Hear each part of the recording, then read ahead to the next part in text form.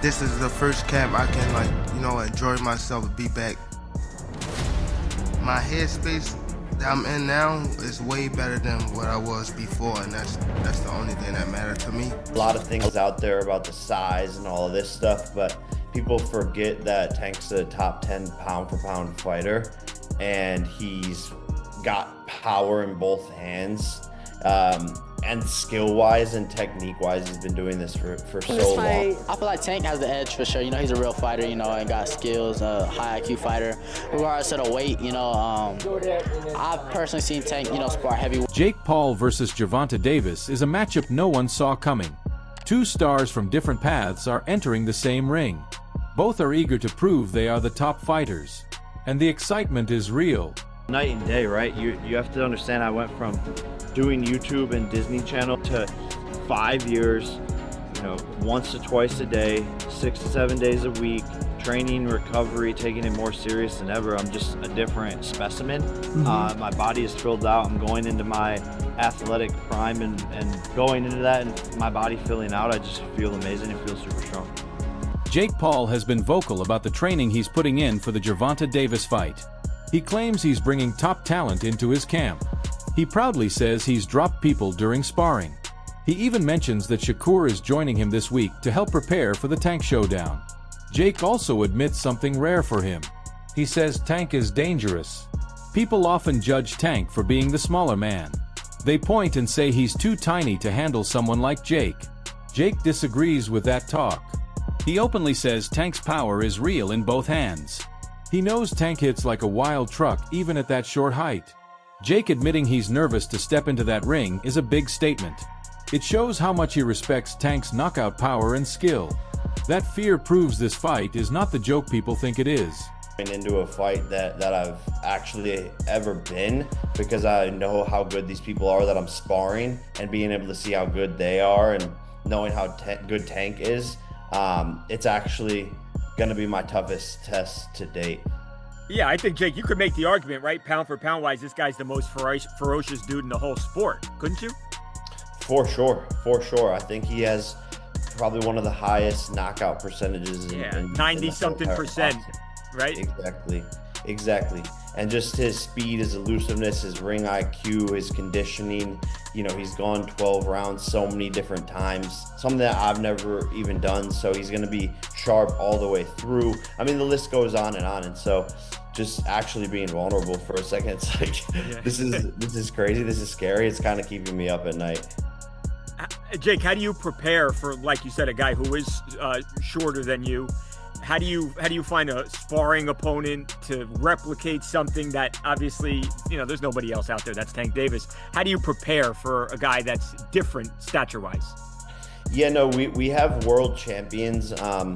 Raymond Ford in the 130-pound weight class. We got Montana Lovin. Shakur Stevenson is coming in this week. So just sparring against guys on their level and people who have, you know, been doing this their whole entire lives. But we're really focusing on speed.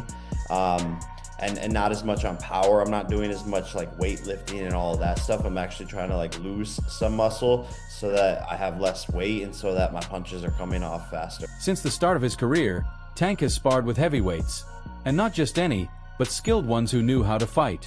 Showbiz, the boxing analyst, revealed that Tank didn't just survive those sessions, he dominated them. He punished those bigger men. If Tank can handle huge fighters in the gym, then a cruiserweight like JakePaul won't shock him.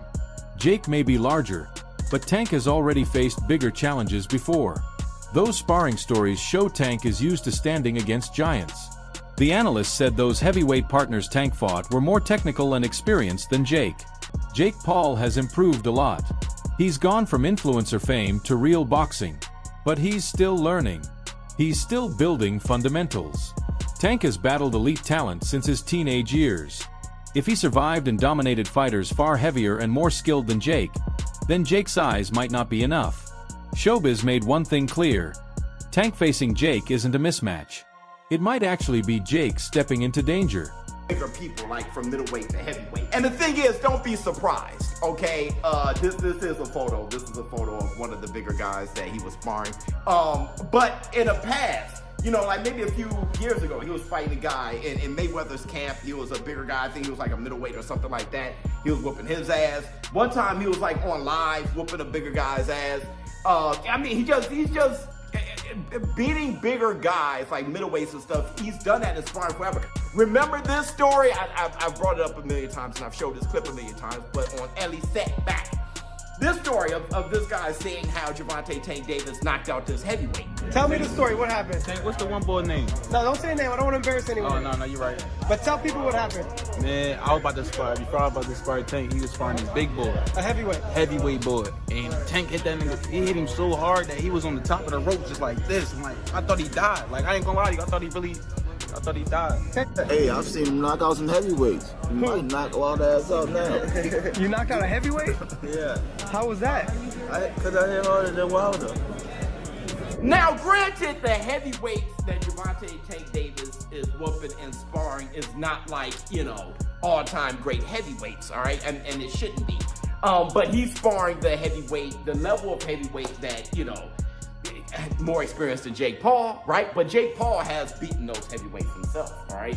I'm thinking that is the caliber of heavyweight that Gervonta Tank Davis is sparring, but he's whooping their asses. And that's a good thing. I feel with Jake Paul sparring Raymond Ford, to me, it looked like Raymond Ford got the best of him. It looked like Jake Paul was a little exhausted, and it looked like Raymond Ford wasn't. It looked like Jake Paul was a little disappointed in his performance, and Raymond Ford was trying to give him a pick-me-up.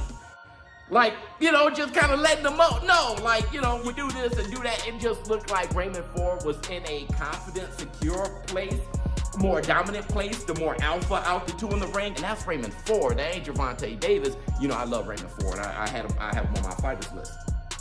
But still, I don't think anyone thinks he's as skillful or as powerful as Gervonta Tank. Tank has made his decision. He's not going back to 135 pounds. Too many cuts, too much drain. He wants to stay strong. He wants to fight in a division where his power is full. The move to 140 pounds shows his growth. He's aiming for bigger names and bigger fights, including Jake Paul. Once that clash ends, Tank plans to stay a full super lightweight. He believes he'll perform even better there. He wants to dominate this weight class after proving himself again on a massive stage. Staying here gives him more options. Fans might say the weight puts him at a disadvantage against Jake because Jake is naturally heavier. Tank thinks otherwise. He says this is where his body feels best. His stamina improves. His knockout punch becomes even more dangerous. When he fought at 135, he still delivered highlight knockouts. Now he wants show-stopping power. This new division could make Tank even scarier than before. Jake Paul might be the first to experience this upgraded Tank. And throwing fits a few weeks ago when Gervonta had announced that he would be fighting Jake Paul in, I believe it's coming up in just about a month, or a little bit less than a month, and that he would not be, at least immediately, he would not be rematching Lamont Roach. So people went all up in arms. Shout out to my guy, Big Dog Willie, who even right now is claiming that Gervonta Davis is going to go try to fight in WWE or something like that when he gets done with Jake Paul.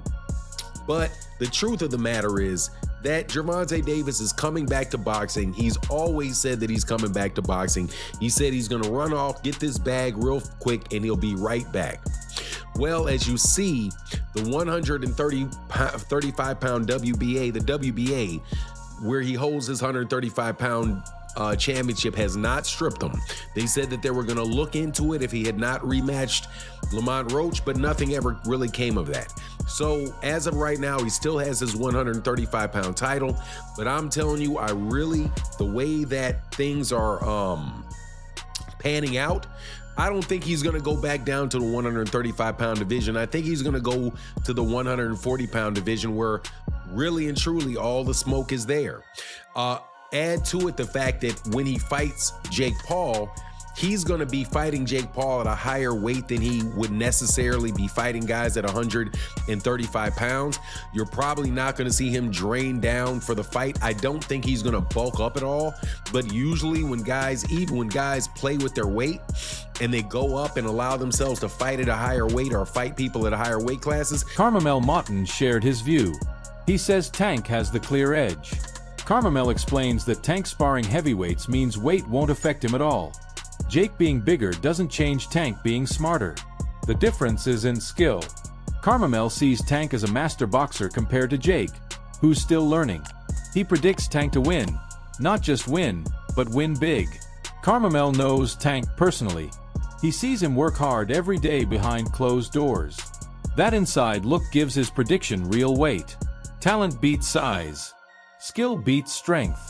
Those are Tank's lessons in action. Where's the JakePaul? I feel like it's gonna be a good fight, you know, entertaining. It's an exhibition, so we're gonna see how serious they really take it. But I don't know, they both getting a lot of money, so you know, congrats to them. What if you had it like, who has the edge in this fight? I feel like Tank has the edge for sure. You know, he's a real fighter, you know, and got skills, high IQ fighter. Regardless of the weight, you know, I've personally seen Tank, you know, spar heavyweights, you know, and even me, I spar heavyweights, you know. So the weight's not really too much, you know, for a lot of great fighters, you know, so I feel like Tank gonna get it for sure. I think he kind of be like an advantage because he's like small and like fast. Like someone said that, I'm like, I didn't think about that actually. Yeah, possibly, you know, he gonna see a lot of JakePaul's punches coming, you know, he can be able to evade them and then set him up for a big counter. Wait, but do you think this is going to be different than the other JakePaul fights we've seen, like against Mike Tyson and Julio Cesar Chavez? I know a lot of people weren't the happiest with that, but I feel like Tank's going to give him like a different fight. Do you think so? I think so. We'll see how he adapts to, because a lot of people think it's hard, you know, for a small guy to be fighting a bigger guy, but it's also hard for a big guy to be fighting a smaller guy. It's a small target, you know, they're very fast, so we'll have to see how he adapts to it. Wait, and is Floyd Mayweather versus Mike Tyson really happening? Yeah, that's happening. No, it's not. Yeah. Wait, is there a date already, or like what's going on? I don't think there's a date yet, but it's definitely an official fight and it's happening. So what do you got to say about that? Like, what's going on? It's gonna be a great show. You know, Floyd's gonna do his thing. You know, hopefully I'm on the undercard so I can put on a great show as well. No, really? You guys already talked about that? Not yet, no, but we'll have to see. Yeah, for sure. And are you gonna fight again this year? Like, what's next with you, Carmel? I don't know. At the moment, we haven't heard nothing. We're just waiting, you know, staying patient, you know, staying ready. But I should be back at least one more time before the end. When the fight was first revealed, Shakur Stevenson was among the loudest critics. He publicly questioned why a top champion like Gervonta Davis would choose to fight a YouTuber turned boxer instead of another elite pro. To Shakur, this matchup felt like an insult to the sport he loves. But now things have taken a twist. Reports claim JakePaul offered Shakur big money to join his camp, helping him train specifically for Davis's style. This sudden move has made fans curious. Analysts argue that if Shakur really believed the fight disrespected boxing, he would have stayed away. Instead, when a good offer came, he joined in. The same fight he mocked as a circus is now one he's helping with. Observers see this as proof that boxing opinions can change fast when money gets involved. Money to help him in camp, some easy money to come spar somebody or whatever, go get your money, right?